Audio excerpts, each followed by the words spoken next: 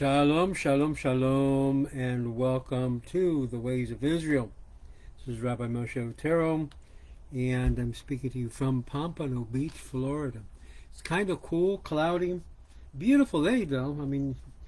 Thank Hashem that He made this beautiful day today.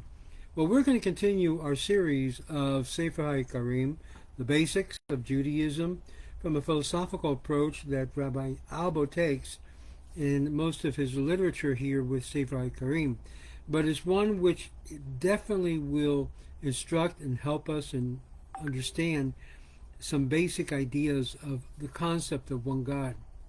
So let's go right into it. It's very important that we just jump right into it this morning. There's a lot of things happening, and definitely throughout this medium, the most important thing is the learning of Torah concepts and Torah. Well, Rabbi Alba goes into chapter 11, stating existing things are divided first into two classes, those which have independent existence and those which are dependent on others. Example of the latter classes are accidents, which reside in bodies and forms which exist in matters. The first class of existence, the independent ones, are again divided into three classes. First, the first body, which are the lowest level class of three. Second, separate intelligence, having no dependence upon bodies. And the third, the souls, which are intermediate between the other two, and they have a sort of dependence upon bodies, receiving impressions and influences from separate intelligence, and then influencing and producing impressions upon the bodies. Thus, they are, as it were, intermediate between bodies and separate intelligence. Now, since plurality in existent things is perceived both by our intellect and by our senses, we must show how plurality can arise from the first cause, which is one in absolute simplicity. The explanation in this is this. There are 10 or at least 9 kinds of body. 9 of them are celestial, and while the 10th consists of matter which is within the concavity of the lunar sphere. The 9 celestial bodies are living, consist of bodies and souls, and the latter exerting influence and producing impressions upon the world of nature. And thus we see that their motions and their inclinations to the north and to the south, and the order of the affairs of the living beings, and arrange their life in manners suitable to permanence of their species. But none can order the affairs of the living, nor is not himself living. Therefore we say that they are living and intelligent and comprehend the things which are ordered by them. Now this plurality cannot come from simple unity, unless we say that the first principle caused to emanate from its absolute or absolutely simple existence, one of intellect, and which is the first effect, and the being existing independently. So being neither body nor resident in body, and this intellect is the beginning of plurality, for since it is cause thing which we conceive a certain element of plurality in it. For it has two modes of understanding. It understands itself and its principles, and by virtue of its understanding, its principles are being simple. There emanates from it an intellect by virtue of its understanding itself, as necessarily having two elements, a simple intellect and a possible existence in its existence, since its existence is independent upon one another, or upon another. There emanates from it a soul of a sphere and its body. By virtue of understanding itself as simple intellect, which is a noble concept, it causes to emanate from itself the soul of sphere, and by the act of understanding itself as a possible existence, it causes to emanate from it the body of the smooth sphere, which produces the diurnal motion. It is from this same way, from the second intellect, there emanates a third intellect, and the soul of the sphere of a fixed star, and thus the body of the sphere. Similarly, from the third there emanates a fourth intellect, the soul of the sphere of Saturn and its body, and the fourth there emanates a fifth intellect, the soul of the sphere of Jupiter and its body. From the fifth intellect there emanates a sixth intellect, and the soul of the sphere of Mars and its body. From the sixth there emanates a seventh intellect, from the soul of the sphere and the sun and its body. And from the seventh there emanates an eighth intellect, the soul of the sphere of Venus and its body. Now from the eighth there emanates a ninth intellect of the soul, which is the sphere of Mercury and its body. And from the ninth there emanates a tenth intellect in the soul of the sphere, which is that of the moon and its body.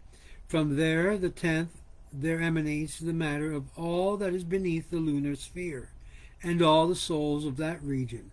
And the tenth intellect is called the active intellect. Now it's clear that all these spheres, spheral bodies, are necessarily different in kind, since they differ from each other as cause from effect, and as matter of all which is beneath the lunar sphere is different from all the matter of lunar sphere, because the respective causes are different, and the one being the cause of the other the effect. So all spheres differ from each other, having nothing in common except spherical forms and circular motions. All that is above the lunar sphere is permanently and individually and not subject to dissolution, while those things which are beneath the lunar sphere are subject to dissolution and may have no individual permanence, but only as a species. Thus the moon, however, is intermediate, in it were, between those things which are subject to genesis and destruction of things which have individual permanence and are not subject to dissolutions. For this reason, the moon's light waxes and wanes, inasmuch as the chain of cause and effect cannot continue ad infinitum. It stops with the tenth intellect, which molds the matter of the things which below the lunar sphere. Therefore it's called active intellect or molding intellect. The rabbis call it the prince of the world. And it will be seen that according to the order of causal change just described, everyone has a caused intellect, produces an effect which is an intellect existing independently, and the soul of a sphere, while the tenth and the active intellect does not produce an intellect existing independently, but only in a soul which resides in matter. Likewise, like the soul of the sphere, and thus it is the position of a female, receiving influence but not exerting any. The meaning is of the statement of the rabbis.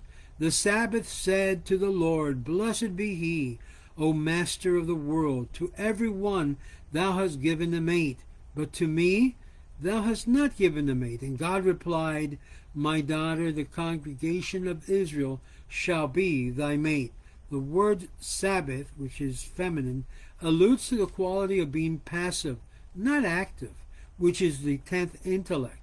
And they call the Sabbath because the sages of the Kabbalah refers every one of the seventh day of creation to one of the seven last intellect, calling them a Sefirot. For the first three they are spiritual and the days of creation, and they call the 10th Sabbath because it's the last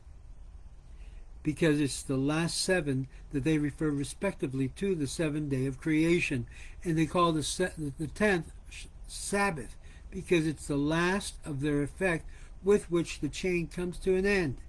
The meaning then is that the last intellect, namely the 10th, which is the active intellect, the same as the 10th Sefer, which they call Sabbath or Shabbat, and they complain before God because with its chain of causation comes to an end, and it has no mate. In other words, another intellect having independent existence to emanate from it as the other intellect, with the result that it is in the position of a female, passive and not active.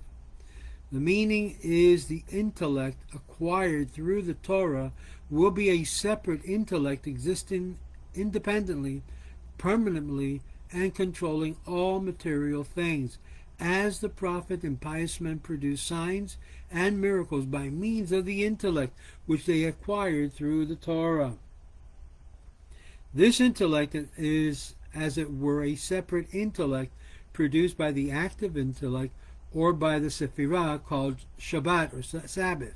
Now, according to some of the sages of Kabbalah, who says that the Sefer of Yesod is called Shabbat because they began to count the days of the third Sephirah, which is Bina, understanding. The complaint is because the active intellect, which is Malchut, and the 10th Sephirah, and caused by Yesod, foundation, cannot produce another separate intellect like the other separate intellect which are produced by the Sephirot.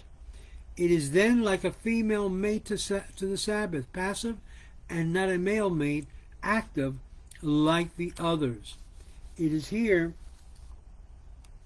that there is an allusion to what we have just said, that the rabbis say that all agree that the Torah was given to Israel on the Sabbath. The meaning is that it was given on the Shabbat as an indication that the meaning of its persons can only acquire an intellect produced by the quality called Shabbat, which has an independent existence. This is the additional soul, or the oversoul, of which rabbis say that is given to a man on the Sabbath and taken away from him at the close of the Sabbath, in accordance with the expression ceased from work and rested, which they interpret to be a play upon the Hebrew word alas, the soul has gone. For this reason, the Sabbath became a covenant, an everlasting sign between God and Israel, as the Bible says, whereupon the children of Israel shall keep the Sabbath. It is a sign between me and the children of Israel forever. The meaning is that the Sabbath is a sign that there is some divine bond remaining attached to the nation, which cannot be denied, a bond through which the nation will attain eternal happiness for the soul and the union with God, so that the pious men who observe the Sabbath will be able to produce changes in nature. And this is the meaning of the expression, a sign of the covenant.